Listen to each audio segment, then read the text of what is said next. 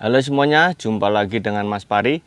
Di pagi hari ini saya akan mengulas tentang bagaimana cara membuat media tanam untuk tabula pot yang bagus.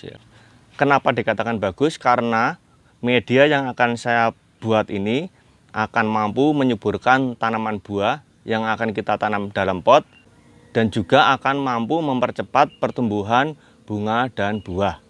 Kemudian yang kedua adalah bahwa media tanam yang akan saya buat ini akan mau bertahan sampai bertahun-tahun.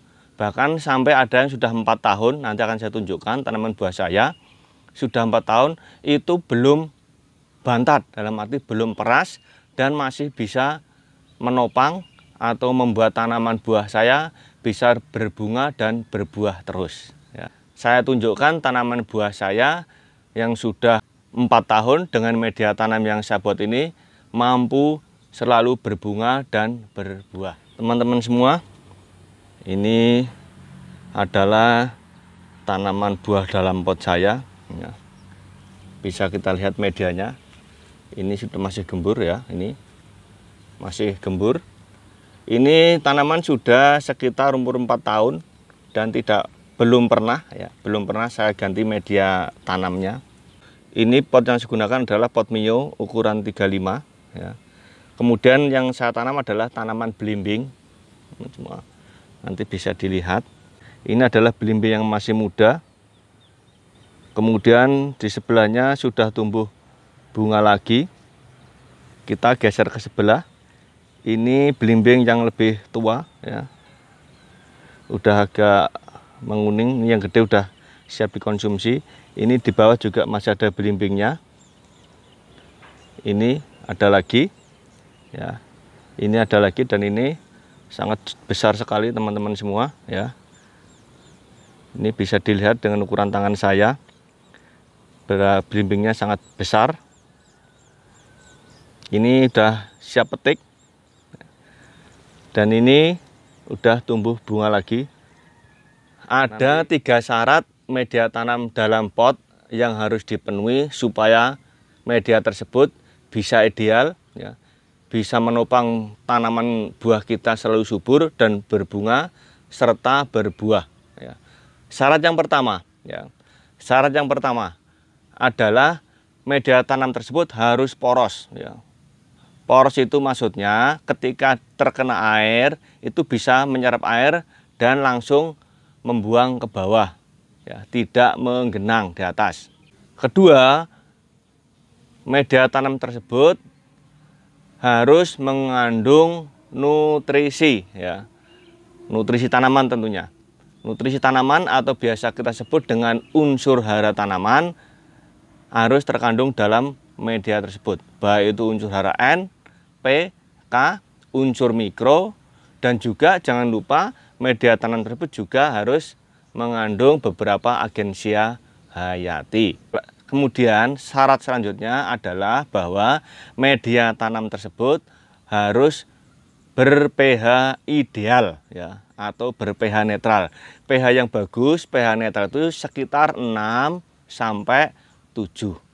Syarat selanjutnya, media tanam tersebut harus bebas dari penyakit-penyakit yang ada di dalam tanah.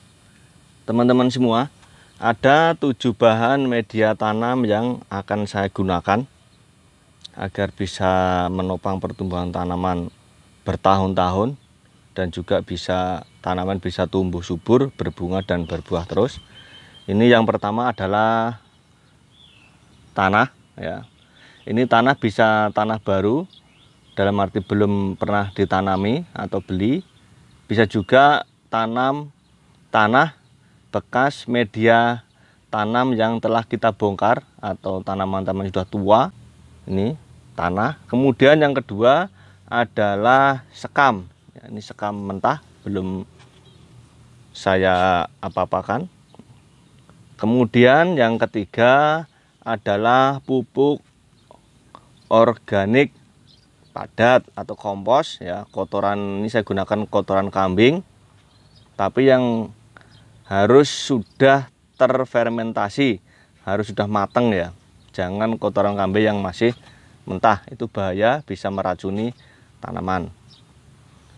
Kemudian yang keempat adalah arang sekam, akan sangat bagus untuk mengontrol pH tanaman dan juga menyehatkan tanaman, bisa mengurangi serangan hama maupun penyakit di dalam tanah. Dan yang kelima adalah sisa daun-daun kering ya.